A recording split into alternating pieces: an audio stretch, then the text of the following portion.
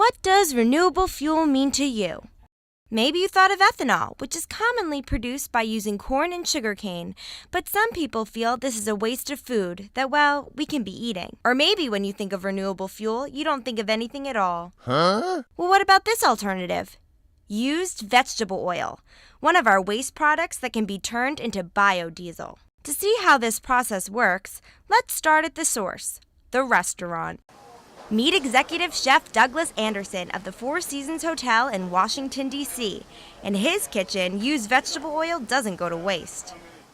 We go through daily about 20 gallons for sure of vegetable oil because we change the fryers, 4 of them in the hotel every day. And so it is an important resource to try to do something with. Greenlight has a special container they have, which is incredibly clean, I might add, that you dump the oil on the top and they come in and drain it. So where does Greenlight take the used vegetable oil?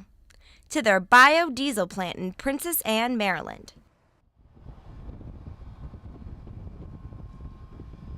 This is what the used cooking oil looks like when it comes to us. It's kind of nasty, right? It's got water in it and it has solids in it, and it's not something that we can use as is for production of biodiesel. So it has to be cleaned up. In terms of footprint, we're about 6,000 square feet all told, and this plant, as it sits, can produce about 4 million gallons a year. Vegetable oil was basically taken from a once living thing, and it actually has to go through a pretty intense process to convert vegetable oil over into something that can be used as a fuel the way you and I define it.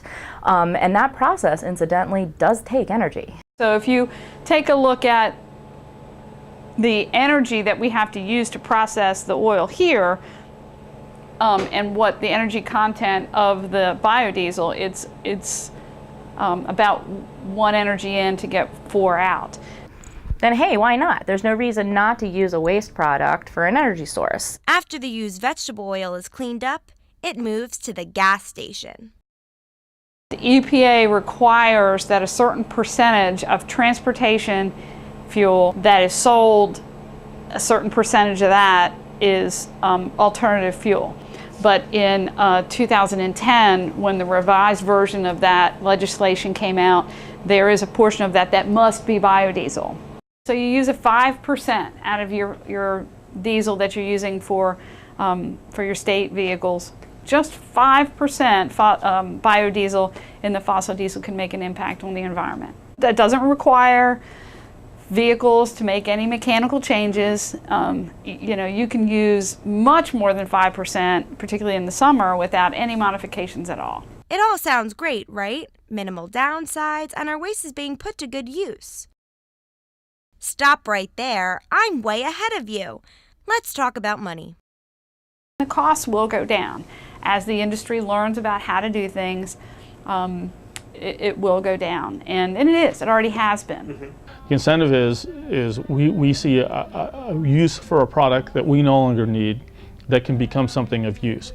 So it's more of a moral payment than any cash or anything of that nature. You would think as a culture we would try to pull ourselves from these fossil fuels. There's no silver bullet. It isn't going to be alternative fuels.